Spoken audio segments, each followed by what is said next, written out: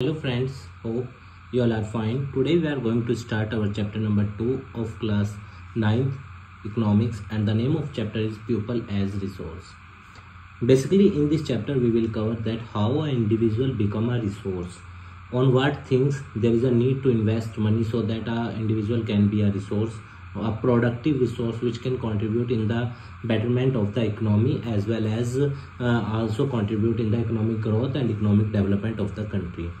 So let us read.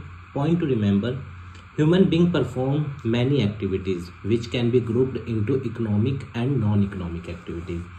तो देखो, जो इंसान है, हम लोग हैं, हम दो तरह के काम करते हैं, economic activity, non economic activity. Economic activity उसको बोलते हैं जिस काम को करने के बाद आपको पैसा मिलता है, that is called economic activity. Like I am teaching in a school and I am getting salary for that, so this is a economic activity. But your mother is cooking food inside your home for you, for your father and for your family members, so she is doing a non-economic activity because she is not charging any salary for that. Okay, but if a woman works in a restaurant and cooks the food there and gets the salary, that time that is the economic activity. And remember, we consider only that person a worker who performs the economic activity. Remember this thing. And national income of the country also includes the value of only economic activities or the factor income. Factor income means the income which is earned by rendering factor services or by giving factor services, that is called factor income. Okay, so let us continue. Economic activities. Economic activities refers to those activities of man which are undertaken for a monetary gain. मतलब किसी भी व्यक्ति ने कोई काम किया और बदले में उसको पैसा मिला, तो दैट इज मॉनेटरी गेन। पैसा है ना, और उस पैसे से वो क्या करेगा? टू सेटिस्फाई हिज और her needs. The activities of workers, farmers, shopkeepers, manufacturers, doctors, lawyers, taxi drivers etc. fall under this category. So these individuals are performing a economic activity. Remember. Now let us see non-economic activity. Non-economic activities are one that are not undertaken for any monetary gain. These are also called unpaid activities because you are not charging any money for that, so it will be considered as unpaid activity, and they will also they will not be counted in the national income of our country. While we are going to calculate the GDP, we will not add the non-economic activities because no monetary gain is obtained from there. Puja is one's own house, housekeeping कर रही है अपने घर में, helping the poor or disabled person, that is all are non-economic activity. Gambling, smuggling, these all, begging, ये सब भी non-economic activities हैं. Economic activities can be of two type: market activities and non-market activities. Market activities are performed for remuneration, pay or profit, or agriculture activities for selling crop produce. देखिए, market activities क्या होती है? वो काम जो किस लिए किया जाए ताकि मुनाफा मिल सके, है ना। लाइक हमने बाजार में कोई सामान बेचा, क्रॉप्स उगाई, और क्रॉप्स किस लिए उगाने के लिए बेची? क्रॉप्स उगाई और क्रॉप्स किस लिए उगाई? हमने बेचने के लिए, तो उसको हम क्या बोलेंगे? Market activities and also are economic activity. Non market activities are the activities carried out for self consumption. These are non-market activities. ये अपने लिए की जाती हैं, जैसे और production of fixed asset, like kitchen garden हो गया, घर में हमने गार्डन बना रखा है वो, या फिर सब्सिस्टेंस फार्मिंग हो गई जिसमें लोग खेती करते हैं, किस लिए? अपने लिए. तो these are non-market activities. Human capital. अब देखो, एक इंसान ह्यूमन कैपिटल बनता कब है? जब उसके ऊपर ना, जैसे आप लोग हैं, आप लोगों के पेरेंट्स आपको ह्यूमन कैपिटल बनाना चाहते हैं, good human capital. Human capital भी दो तरीके की बनती है, मैं अभी बताऊंगा, गुड ह्यूमन कैपिटल और बैड. अब मान लो आपके पेरेंट्स हैं, वो आपके ऊपर पैसा खर्च कर रहे हैं ताकि आप क्या बन जाओ? एक ह्यूमन कैपिटल. ह्यूमन कैपिटल उस व्यक्ति को बोलते हैं जिसके पास स्किल होती है, नॉलेज होती है, ट्रेनिंग होती है, जो एक्सपर्ट होता है, उसको हम ह्यूमन कैपिटल बोलते हैं. और हिम्मत वर्ड आप इसमें याद रखना, HIMET, हिम्मत. इन 5 चीजों पे पैसा खर्च होने से आप ह्यूमन कैपिटल बनोगे. Like H for health, health पे पैसा खर्च करते हैं ना घर वाले, जैसे आपको अच्छा भोजन दे रहे हैं ना, या फिर अगर कोई बीमार पड़ता है तो उसको दवाई भी दिलवाते हैं, तो health. Information, I for information, like when you are going to take admission somewhere और you are buying a prospectus, तो उस पर भी इन सब चीज़ों पे पैसा खर्च होता है। I for information. M for migration, जैसे लोग दूसरे देशों में जाते हैं पढ़ने या दूसरी कंट्रीज में माइग्रेट करते हैं, तो उन सब में पैसा लगता है। Travelling cost, transportation cost, accommodation cost, psychic cost. E for education पे पैसा खर्च हो रहा है। एंड T फॉर ट्रेनिंग, हिम्मत, HIMET। ठीक है, इन सब पे जब पैसा खर्च होता है तो एक व्यक्ति ह्यूमन कैपिटल बनता है। तो ह्यूमन कैपिटल क्या है? इज द स्टॉक, जब आपके अंदर स्किल्स आ जाएंगी, प्रोडक्टिव नॉलेज आपके अंदर आ जाएगी, ठीक है, और आप प्रोडक्टिव बन जाओगे और एक इकोनॉमिक एक्टिविटी करोगे, तो आप एक अच्छी ह्यूमन कैपिटल हो। Population become human capital when it is provided with the better education, training, health and care facilities. आप 5 याद रखिएगा, HIMET, यहाँ पे 3 लिखे हुए हैं, पर migration is also important and information is also the source of human capital. अब देखो, अब आप स्कूल जा रहे हो, ह्यूमन कैपिटल चीज़ें सीख रहे हो ना, तो जब आप सीख रहे हो, एक्वायर कर रहे हो, तो आप ह्यूमन कैपिटल फॉर्मेशन के प्रोसेस में हो। और जब आप नॉलेज, स्किल्स एक्वायर कर लोगे, तब आप ह्यूमन कैपिटल बन जाओगे। ठीक है, अब तो आइए पहले ह्यूमन कैपिटल फॉर्मेशन देख लेते हैं। When the existing human resource is further developed, जैसे आप स्कूल जाते हो, डेली आपके ऊपर पैसा खर्च हो रहा है, सब चीज़ें हैं ना, तो क्यों हो रहा है? डेली आप नई चीज़ें एक्वायर करते हो, सीखते हो, तो आप ह्यूमन कैपिटल फॉर्मेशन के प्रोसेस में हो। ठीक है, और ह्यूमन कैपिटल कब बनोगे आप? जब आप सीख जाओगे सारी चीज़ों को, नॉलेज, स्किल्स डेवलप हो जाएंगी। अब देखना, गुड ह्यूमन कैपिटल होता है बैड। गुड ह्यूमन कैपिटल उसको बोलते हैं, मान लो जैसे 2 व्यक्ति हैं, एक व्यक्ति है जो जब उसको सिखाया जा रहा था वो बहुत ध्यान से सुन रहा था, सारी चीज़ों को अच्छी तरह एक्वायर कर रहा था, तो वो एक अच्छी ह्यूमन कैपिटल बनेगा। जैसे आप अपनी क्लास का एग्जांपल ले लो, 2 बच्चे हैं फॉर एग्जांपल। एक बच्चा है जो टीचर को बहुत ध्यान से सुनता है, सब कुछ लर्न कर रहा है, सब कुछ समझ रहा है, सब कुछ अच्छे से प्रैक्टिस कर रहा है ना, तो वो क्या बनेगा कल को? एक अच्छी ह्यूमन कैपिटल।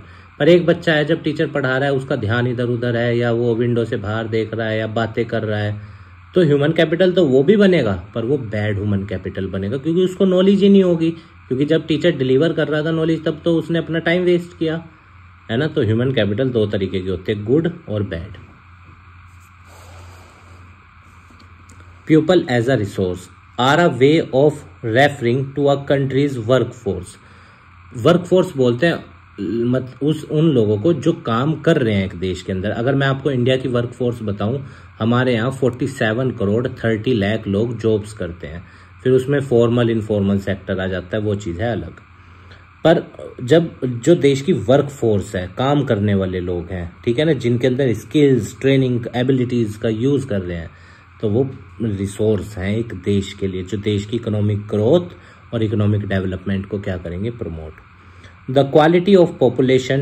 अब एक देखो, एक चीज़ ये भी याद रखना, एक देश की जनसंख्या तभी अच्छी होती है जब उनके ऊपर पैसा खर्च होता है, हेल्थ पे, एजुकेशन पे, है ना। और जितना ज़्यादा पैसा खर्च होगा उतना ही ज़्यादा पॉपुलेशन की क्वालिटी बढ़ेगी, हंगर घटेगी, पुअर्टी घटेगी, लिटरेसी कम होगी, है ना, इन्फेंट मोर्टिलिटी रेट कम होगा, मैटरनल मोर्टिलिटी रेट कम होगा, लिटरेसी रेट बढ़ेगा, ये सब चीज़ें होंगी अगर एक देश के अंदर पैसा ज़्यादा खर्च होगा। The quality of population depends upon the literacy rate. जिस देश का लिटरेसी रेट जितना हाई, वो देश उतना ही अच्छा। Like if you talk about Kerala, Kerala का भारत के अंदर सबसे हाईएस्ट लिटरेसी रेट है, so that is a good thing. तो वहाँ की पॉपुलेशन की क्वालिटी ऑफ लाइफ क्या होगी? अच्छी होगी, क्योंकि पढ़ा लिखा व्यक्ति हैं मेनली पीपल। लाइफ एक्सपेक्टेंसी बहुत अच्छा होगा। एक पढ़े लिखे व्यक्ति ज़्यादा जीतता है किसके मुकाबले? एक इलिटरेट के या एक पुअर क्वालिटी ऑफ पॉपुलेशन। क्योंकि देखो, एक पढ़े लिखे व्यक्ति को पता होता है कि खाने से पहले हाथ धोना है, सैनिटाइजेशन कैसे मेंटेन करना है, और सही क्या है उसके लिए, गलत क्या है उसके लिए खाना, है ना। तो उसका लाइफ एक्सपेक्टेंसी ज़्यादा होता है generally, as in a general sense. And skills formation acquired by the people of the country. ठीक है, तो जितनी लोगों के अंदर स्किल्स होंगी उतनी ज़्यादा पॉपुलेशन की क्वालिटी एक देश की अच्छी होगी। Education, education is the most important component of human resource development.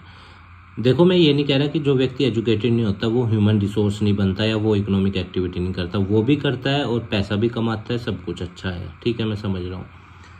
पर एजुकेशन जो होती है वो हमें चीज़ें सिखाती है, नए चेंजेस को अडॉप्ट करना सिखाती है, हमारी सोच को लिबरल करती है, हमें डेवलप करती है। पैसा कमाना जॉब सब वो तो बाद की बात है, पर एजुकेशन से हमारा ओवरऑल डेवलपमेंट होता है, हमें सही गलत की पहचान आती है, हम चीज़ों में डिफ्रेंशिएशन कर सकते हैं अगर हम एजुकेटेड हैं, और हमें we will do the things in the right manner. It helps individual to make better use of economic opportunities available before him. तो अगर एक व्यक्ति एजुकेटेड है तो वो अब इकोनॉमिक अपॉर्चुनिटीज़ का भी सही उपयोग करेगा, है ना। अनएजुकेटेड पर्सन, मान लो जैसे कोई जॉब निकली, अब एक अनएजुकेटेड पर्सन तो उसको कर नहीं सकता, फॉर एग्जांपल ऑफिशियल जॉब है एडमिनिस्ट्रेटिव ऑफिसर की, तो कौन करेगा? पढ़ा लिखा व्यक्ति। तो इकोनॉमिक अपॉर्चुनिटीज़ का अच्छा से यूज करता है एक educated person. It contribute toward the growth of society and also enhance the national income.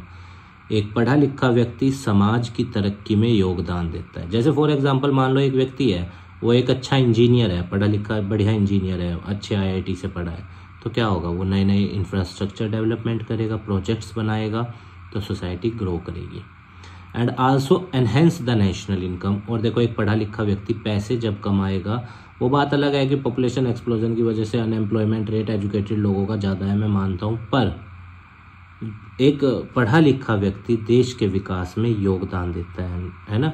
Cultural richness and efficiency of governance, ठीक है, ये सब भी वो अच्छा रखता है, हर चीज़ को प्रॉपर मैनेज करता है। मेजर्स लाइक सर्व शिक्षा अभियान, ये क्यों चलाया गया था? ताकि ज़्यादा से ज़्यादा बच्चे पढ़ें, क्योंकि 6 से 14 साल तक को बच्चों के लिए हमारे यहाँ कंपलसरी एजुकेशन का प्रावधान है ना, राइट टू एजुकेशन एक्ट 2009, ठीक है।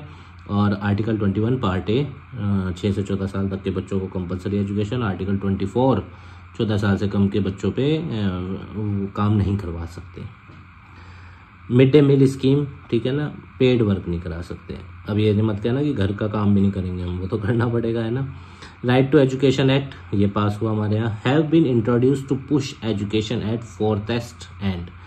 तो ये सब गवर्नमेंट क्यों करती है? पैसा खर्च इतना है एजुकेशन पे। आपको बताऊं मैं, मेजर शेयर ऑफ हमारे बजट का एलिमेंट्री एजुकेशन पे खर्च होता है, 8वीं तक की, ठीक है। तो गवर्नमेंट इसलिए करती है ताकि मिनिमम कम से कम लोग लिटरेट तो हों। अब देखो, एजुकेटेड का मतलब ये मत सोचना कि अच्छी डिग्रीज या नहीं।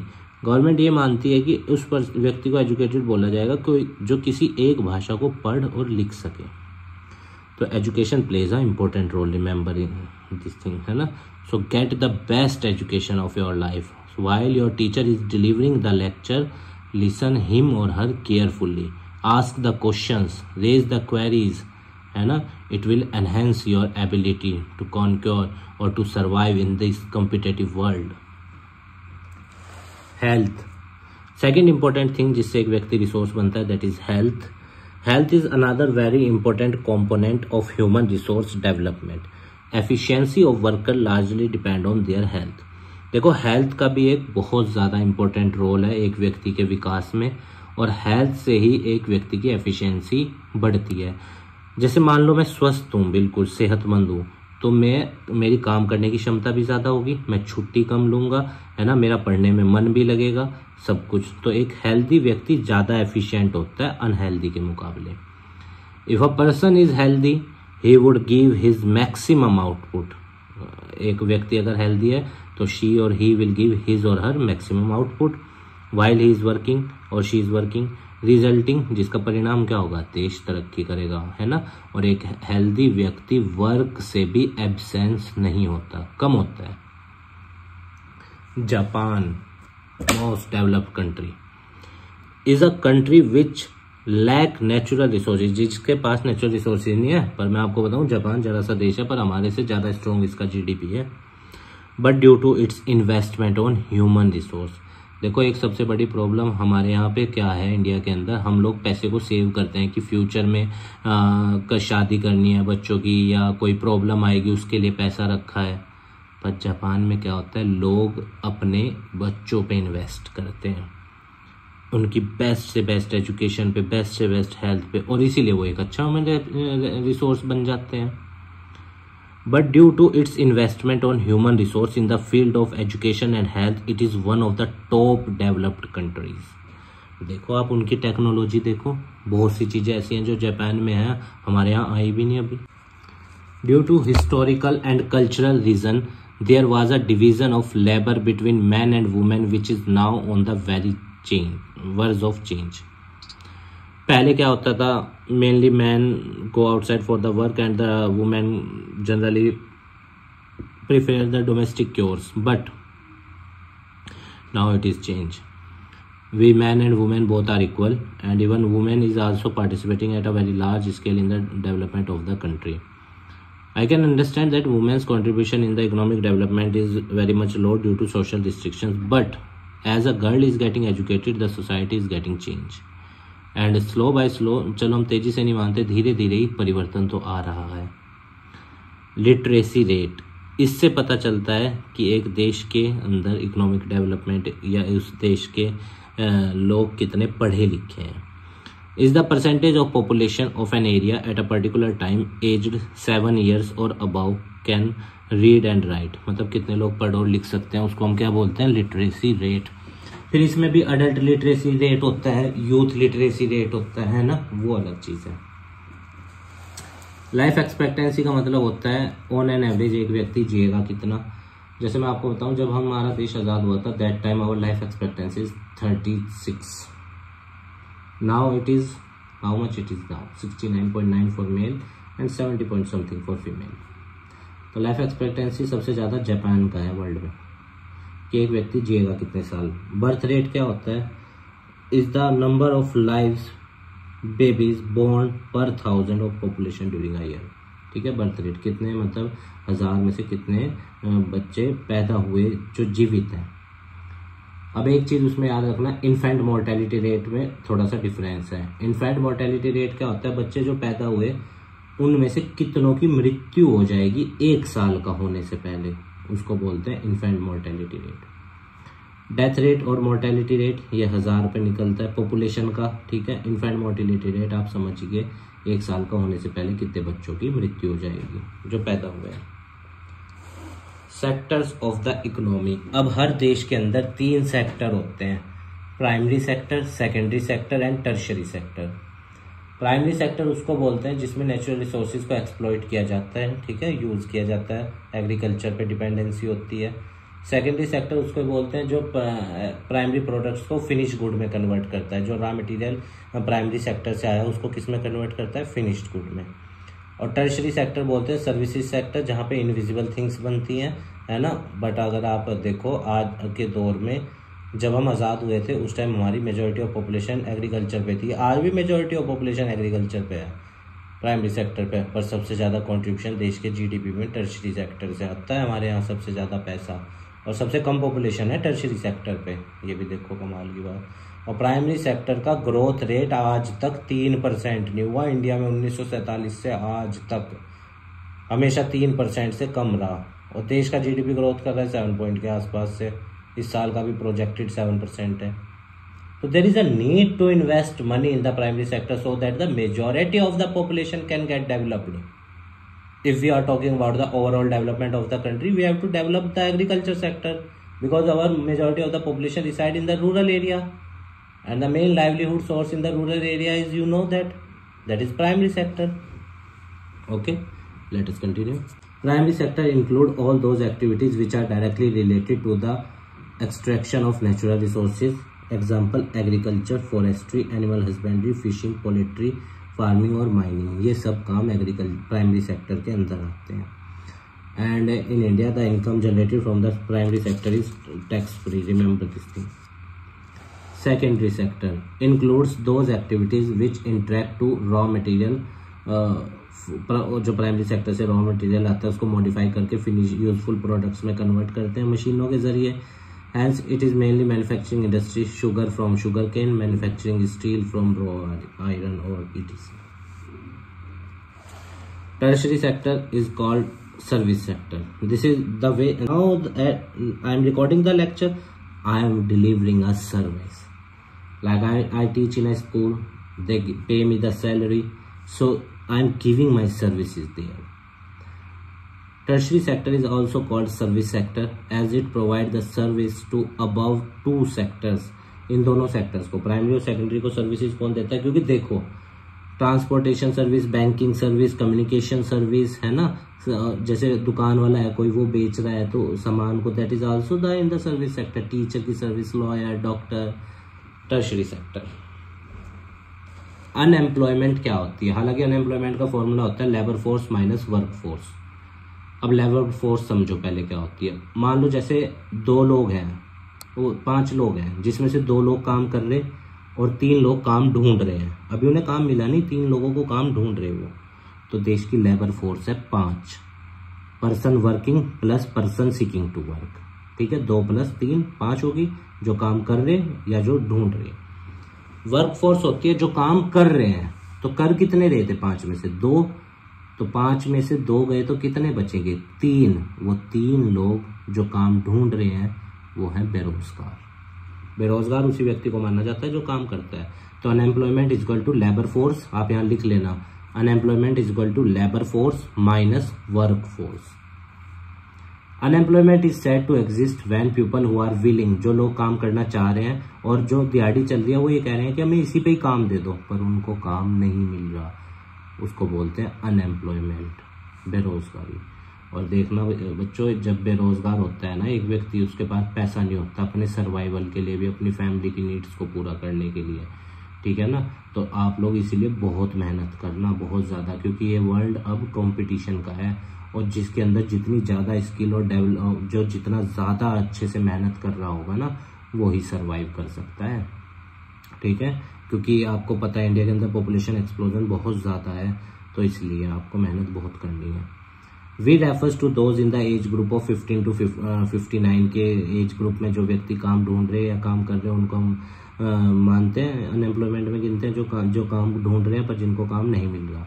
चिल्ड्रन जो 15 से नीचे हैं, मैंने बताया ना आर्टिकल 24, उनसे काम नहीं करवा सकते. Of age and the old people जो 60 से ऊपर है, ठीक है, उन सबको हम अनएम्प्लॉयमेंट में नहीं गिनते. याद रखना, अनएम्प्लॉयड लोगों के अंदर नहीं गिनते. टाइप ऑफ अनएम्प्लॉयमेंट हालांकि 6 तरह की होती है. 3 यहाँ पे है, 3 मैं आपको आगे बताऊंगा, अभी चैप्टर खत्म हो जाएगा. सीजनल, डिस्गाइज्ड और अर्बन अनएम्प्लॉयमेंट. तो ये तो यहाँ पे 2 ही दे रखी, फिर मेरे को आपको 4 और बतानी है अभी. ठीक है, पहले इन 2 को डिस्कस करते हैं. अर्बन भी देख लेते हैं, पर सीजनल और डिस्गाइज तो टाइप है ही. सीजनल अनएम्प्लॉयमेंट, मान लो खेती है, फसलें बोनी है, मजदूरों को काम मिल गया, बोते ही फिर बेरोजगार. या फसलों की कटाई है, तब काम मिल जाएगा, फिर बेरोजगार. सीजनल.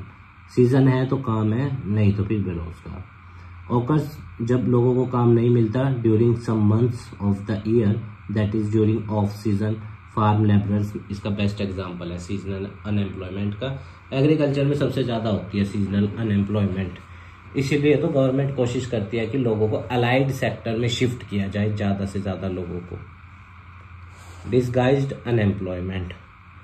अब देखो, इसको आसान शब्दों में समझो पहले.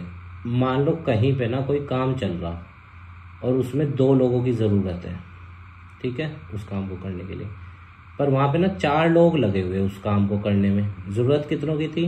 2 की, पर लगे हुए कितने? 4. तो वो जो 2 फालतू है ना वहाँ पे, वो हैं छिपे हुए बेरोजगार, disguised unemployment.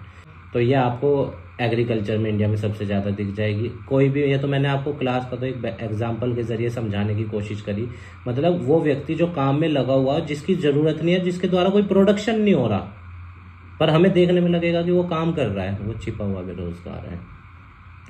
Refers to situation where in the number of worker in a job is more than actually required number. तो जितनों की ज़रूरत है उससे ज़्यादा लगे हुए हैं वर्कर. ठीक है, this also be seen in agriculture sector में, आप इसे देख सकते हैं. जितनी वर्कफोर्स की जरूरत नहीं होती उतने ज़्यादा लगे हुए हैं.